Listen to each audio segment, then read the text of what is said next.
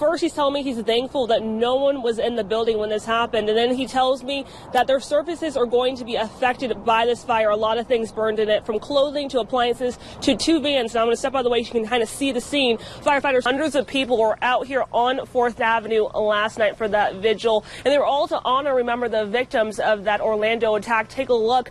Just this huge memorial, which is growing as we even are standing out here. It's expected to take about a year and a half. And one of the first changes passengers will see is this: the fly bar and the stairs and escalator, well, they're going to be torn down. When I'm inside, I'll have my air conditioning running. So the question is, what temperature should you set it on so you're not wasting a lot of money? Now I have this thermostat in my hand. It says 72 degrees. Jim, 72 degrees, is that okay temperature to set your thermostat at? Truck actually just pulled the car off, but you can see there's 2 men adjusting the bumper. The bumper came off when the lady was stuck in the wash. They're trying to get it back on there right now, but you can kind of still see it's moving. But it took all these men out. Living with it is not easy. I'm here in Josh's home. He has ALS. You can see him using the iPad. He has a stylus attached to it. You could get fined for going into the wash like the one behind me. I'm at the Bentano wash, and that's what got Clyde Creason upset. Well, she's doing much better. Now get this. Now a lot of people imagine their birthday surrounded by friends and family, even enjoying cake, but not Ann Rogers. Instead, she spent her birthday in the wilderness with her dog Queenie, and instead of cake, she was enjoying a turtle that she actually caught and ate. I waited until sunup the next morning, hoping a truck, a car, anybody, anything would go by, even a steer. I didn't care. Anything alive. After losing her way on a trip to visit her family, Ann Rogers ran out of gas in the White Mountains and was forced to spend the night in her car with her dog and cat. The next day, she ventured off to find help. I could see where there might be humanity, some power pole, anything. Ranch, I didn't care. Rogers says she's always prepared and carries food and water in her car, but after several days, she ran out of resources and turned to survival mode. I was eating desert plants. My dog was too, diving into clover and finding all the places that were the easiest path for me to take.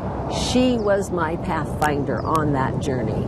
Rogers said she could see planes and helicopters flying by and knew she had to get their attention. And I also decided, when I found an elk carcass, bleached white, long gone, 12-point rack, pulled that out on the sandy beach, pointed it towards a big sign that said help with an exclamation point made out of white stones and sticks. On day 9, she heard the sound she's been waiting for, the helicopter coming down to rescue her. That air rescue police copter landed. I just sat down and bawled. She says this experience has showed her so much, including appreciation. And saying thank you. There have been so many people who gave so much. My family.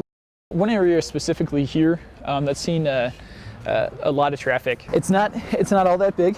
Just feet from the U.S.-Mexico border, concrete patches line International Street, a lasting sign of the old tunnels once used to move drugs from Mexico into the U.S. This year, only 3 tunnels have been found.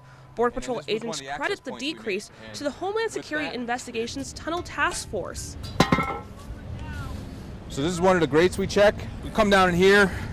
Deputy Patrol Agent in Charge Kevin Hecht takes us behind the scenes of this dirty job. This is one of the areas we proactively patrol, keep them out. As you can see, there's a lot of sediment and debris in here, but there's no footprints, there's no activity. Border Patrol agents tell me it's rare to see people in sewer pipes or tunnels.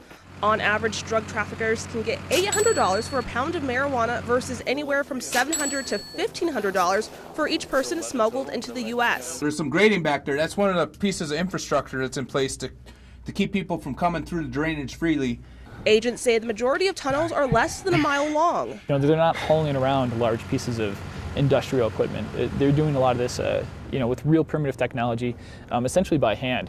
This spot, inches from the border, used to be a gold mine for traffickers. And they would park over this, they'd slide the lid off, and they'd feed narcotics through the grate into the vehicle, and they would take off with anywhere from 100 to 1,200 pounds. But the task force just added a new member, a camera-operated robot that can be sent into sewer lines and even through tunnels to investigate. We just put the robot in the hole and the robot does the job. For the first time, you are seeing what the robot sees while searching the pipes. So what had happened here is they tunneled from Mexico and they came up through the side of this pipe and they were pushing narcotics through that pipe. On this day, the robot finds nothing, a sign the tunnel task force is working. A guy that digs a tunnel, there's millions of those. They can replace those. When you start taking people with the money out of it and you start taking the financials out of it, you're having a much more significant impact.